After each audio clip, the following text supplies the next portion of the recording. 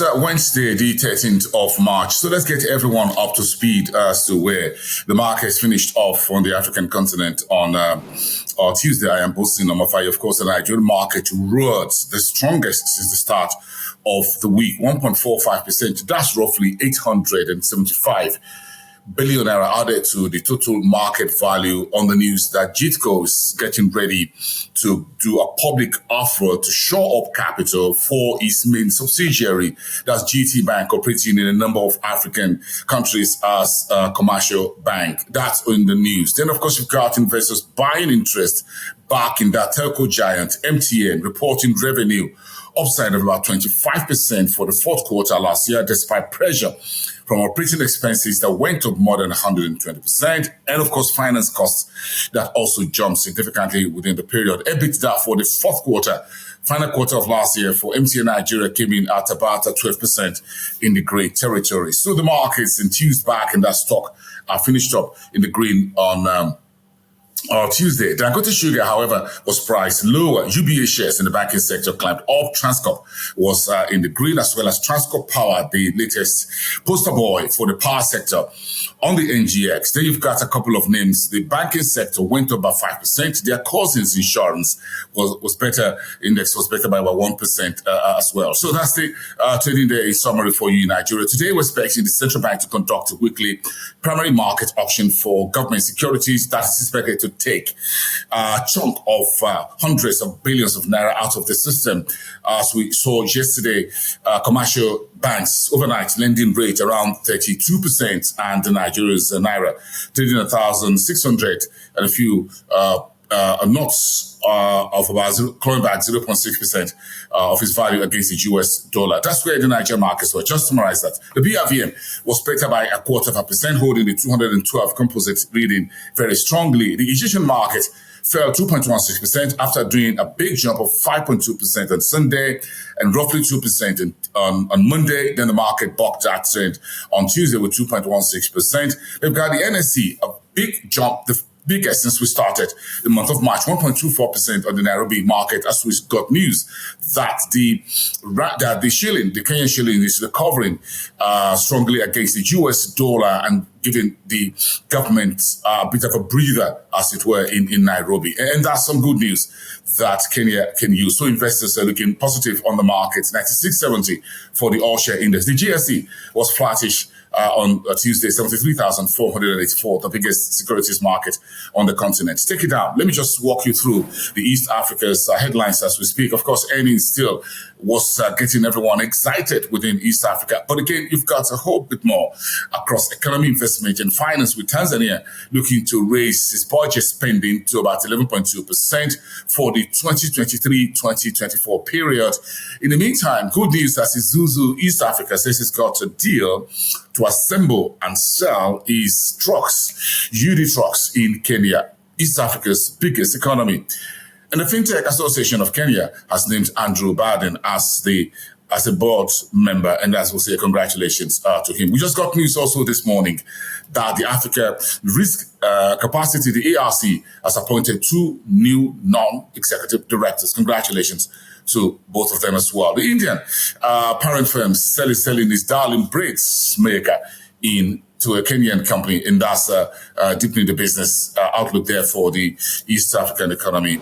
Let's get it on. Let's talk to the West Africa's big stories as we move on to the third trading day. Of course, you got news out of OPEC's latest monthly report, holding its global oil outlook, global oil demand outlook at 2.2 million barrels for this year and 1.8 million barrels per day for 2025. Members had about excess production around 300,000 barrels per day. For Nigeria, its production for the month of February came down to about 1.32 million barrels per day from about 1.4 million barrels per day towards the end of last year.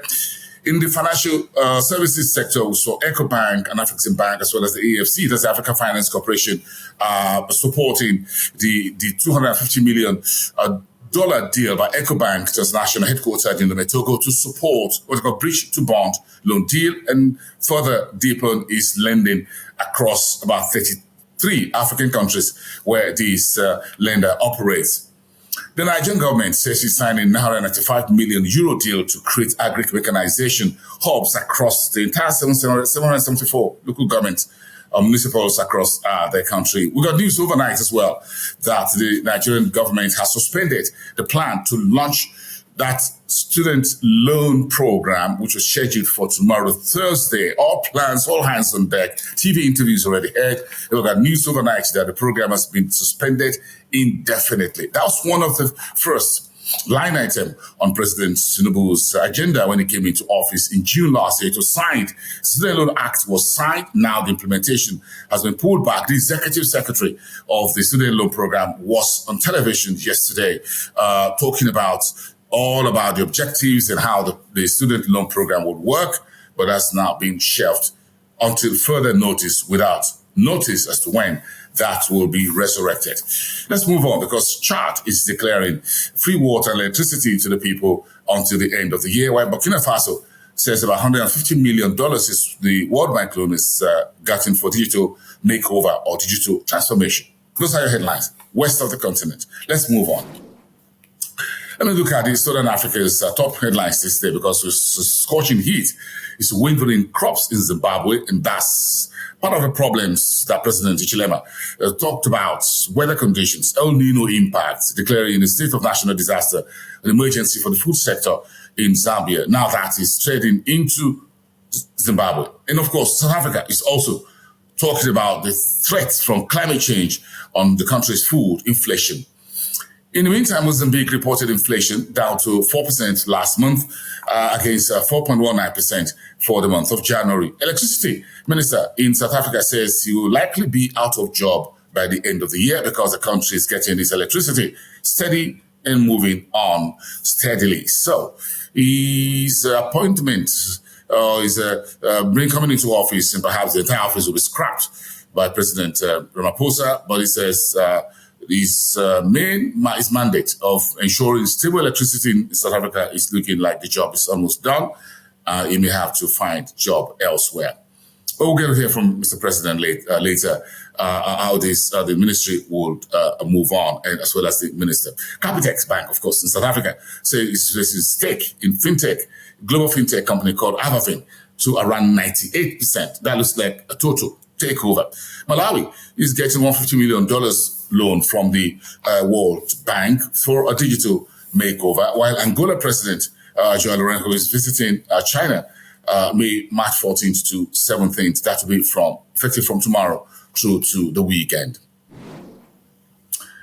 What's the headlines in North Africa? Of course, Tunisia, part of the story this morning, is looking to create 10 vocational companies, 100, vocational companies in the current year. And that's according to the Minister of Finance. The idea is to expand small and medium enterprises, vocational companies within the North African country, supports job creation at the bottom of the pyramid. That's what the whole idea really is. But JP Morgan, to go to the top of the table, says he sees at least 2% rate hike again by Egypt's central bank. As to say, Buoys says his consolidated turnover was about 5.2% for his full year 2023. This announcement came through on the Casablanca Stock Exchange. And Britain is, by the way, £250,000 to support flood-hit communities in Libya. And those are some of the headlines we're tracking for you at the moment. Welcome to another Business and Markets Day here on Frontier Africa Reports. I am Busi Namafai. I'll see you soon. Bye for now.